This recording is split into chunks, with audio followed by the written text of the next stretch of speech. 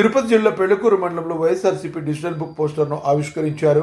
ఈ కార్యక్రమం మాజీ శాసనసభ్యులు కిలివేటి సంజీవయ్య ఆదేశాల మేరకు మాజీ ఎన్డీబీసీ చైర్మన్ కామిరెడ్డి సత్యనారాయణ రెడ్డి ఆధ్వర్యంలో జరిగింది.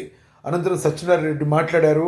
పార్టీ అధినేత వైఎస్ జగన్మోహన్ రెడ్డి పార్టీ కార్యకర్తలు, నాయకుల కోసం బలమైన హామీ ఇచ్చారని ఆయన గుర్తు చేశారు.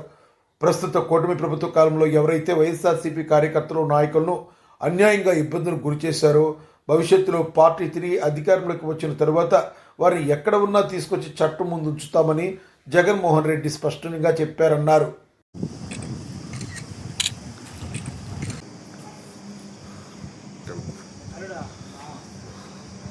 రండి, అందరూ ప్రెస్ వాళ్ళు లోపల రండి.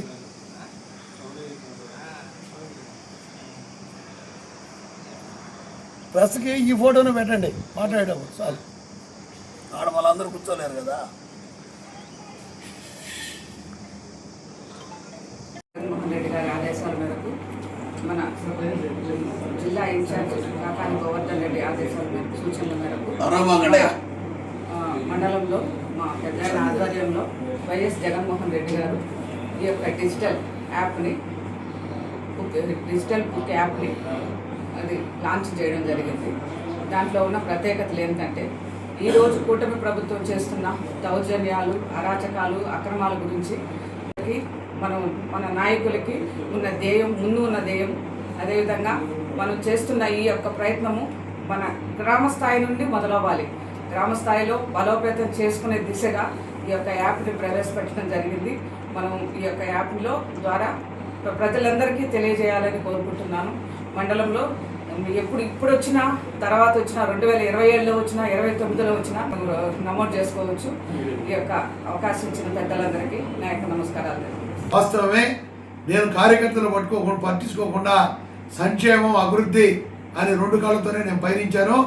ఇప్పుడు ఫస్ట్ ప్రయారిటీ రాబోయే రోజుల్లో వైఎస్ఆర్సీపీ కుటుంబ సభ్యులు, కార్యకర్తలకి మీరు చెప్పిన విధంగా మేమందరం నడుచుకునేటట్టు, అంటే ఇన్ఛార్జీలు, రీజనల్ కోఆర్డినేటర్స్, పార్లమెంట్ సభ్యులు, అధినేత జగన్మోహన్ రెడ్డితో సహా కింద నుంచి కమిటీలు వేసి, కింద విలేజ్ కమిటీలో 7 కమిటీలు నుంచి 10 కమిటీల దాకా అన్ని కమిటీలు, SC cell, ST cell, BC cell, student wing, voluntary wing, మహిళా వింగ్, అదేవిధంగా ఆర్పీకే సిబ్బంది చేసిన ఘనత జగన్మోహన్ రెడ్డి గారు. సైట్ ఈరోజు 200-300 కోట్లు, 20 ఎకరాల నడిబొట్టులో టౌన్లు ఫ్రీగా జగన్మోహన్ రెడ్డి గారు అన్ని సంపాదించి, ఫౌండేషన్లు వేసి, హాస్పిటల్ రూపకల్పనలో 17 కాలేజీలు ఇస్తే పేద విద్యార్థులకి ఈ ఆంధ్రదేశంలో ఇంచుమించు 2000-2500 సీట్లు పేద విద్యార్థులకు అందుబాటులోకి వస్తాయి.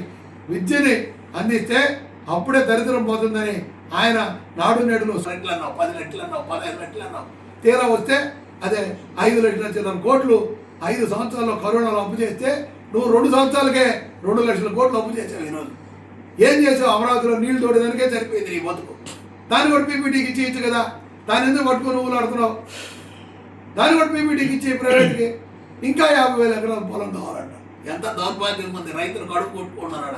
వీటన్నిటికీ రాబోయే రోజుల్లో జంబ్లీ వచ్చినా, నెక్స్ట్ ఎలక్షన్ వచ్చినా జగన్మోహన్ రెడ్డి గారికి ఇట్లాంటి ఎన్ని కూటములు ఒకటైనా జనం నీరాజనం పట్టేదానికి సిద్ధంగా ఉన్నారు. జనం ఆశీర్వదించడానికి జగన్మోహన్ రెడ్డి సిద్ధంగా ఉన్నారు. కాబట్టి ఇంకా ఎవరైనా మా కూటమి నాయకులు, మా కార్యకర్తలు వచ్చి కేసులు పెడితే ఖబర్దార్, మీకు రాబోయే రోజుల్లో సినిమా కనబడుతుంది ఖచ్చితంగా అని తెలియజేస్తూ సెలవు తీసుకున్నాం. జై హింద్, జై జగన్.